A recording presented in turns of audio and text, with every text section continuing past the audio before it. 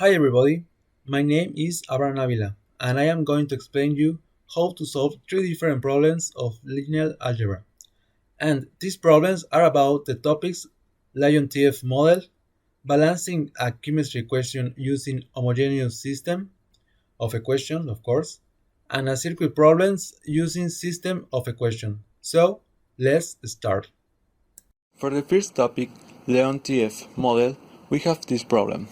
The problem says, a small town has three primary industries, a copper mine, a railway, and an electric power plant. To produce a peso of copper, the mine spent 0.20 pesos of copper, 0.1 pesos of transportation, and 0.20 pesos of electrical energy. To produce 0.1 pesos of transportation, the railroad requires 0.1 pesos of copper, 0.1 pesos of transportation, and 0.4 pesos of electricity energy. To produce 0.1 pesos of electric energy, the plant needs 0.2 pesos of copper, 0.2 pesos of transportation, and 0.3 pesos of electrical energy. Suppose that for 1 year there is an external demand of 1.2 million pesos in copper, 0.8 million pesos in transportation, and 1.5 million pesos for energy. How much must each industry produce to satisfy the total demand? Step, we have to write all the these values in the matrix. Alright? And we have the two matrices.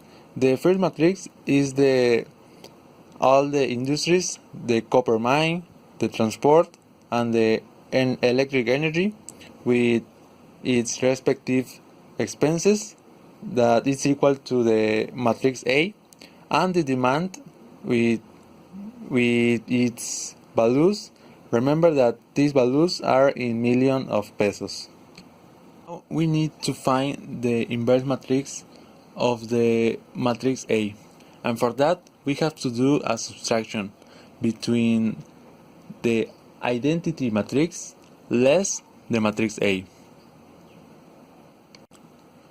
And then this is the result of the subtraction between the identity matrix less the matrix A. And now we need to have a expanded matrix between this new matrix, and the identity matrix. We have the expanded matrix. Then of all of that, we have to multiply each one of the rows by 10. The row number 1, the row number 2, and the row number 3 by 10. Why? Because the numbers that we will have, those numbers, we will help to the resolution of the problem. Is the result of the multiplication. Now we will use the Gauss-Jordan method. For start that, we will multiply the second row by a negative sign, and we will change that new row, second row, with the row number 1. This modified expansive matrix.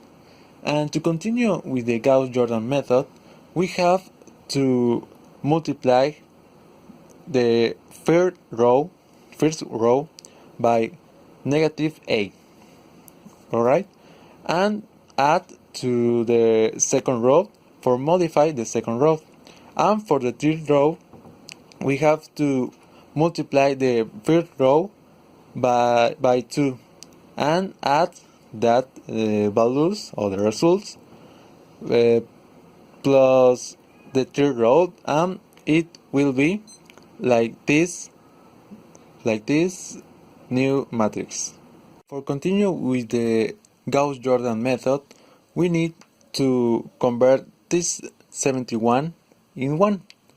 Okay, for that we will divide all the two rows by 71, okay?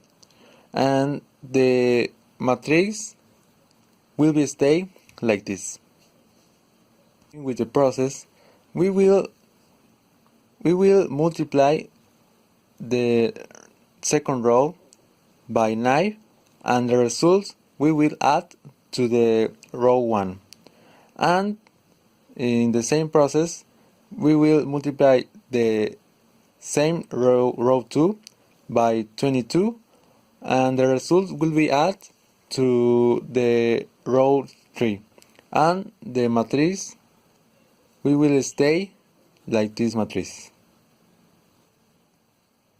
Now we need that this fraction will convert in 1, and how will we do that?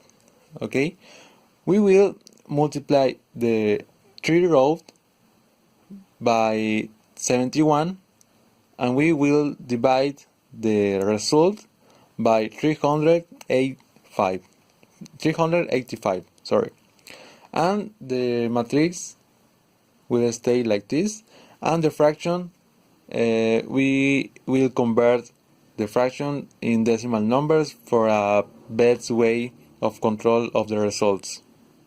We need that these two numbers will convert in zeros. And how will we do that? Easy.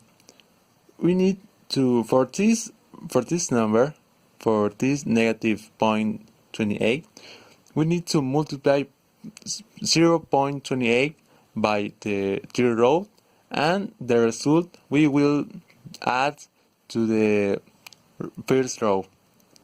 And for the negative 0.25, we need to multiply 0.25 by the third row, and the result we will add to the second row.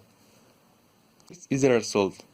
If you observe the matrix, we have the identity matrix in the left part of the matrix, in this part, and in the right part we have the inverse matrix of the inverse identity matrix less the matrix A.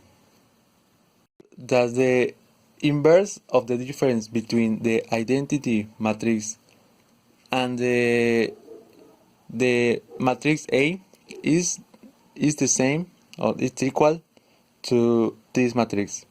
And for find the gross production, or producción bruta in Spanish, we need to multiply the inverse of the difference between the identity matrix and the matrix A by the inverse of the difference between the multiplication of both matrices is the following: 2.80 million pesos of copper, 2.12 million pesos of transport, and 4.50 million pesos of electric energy. And the results say us that the production of the three industries is enough for pay the demand.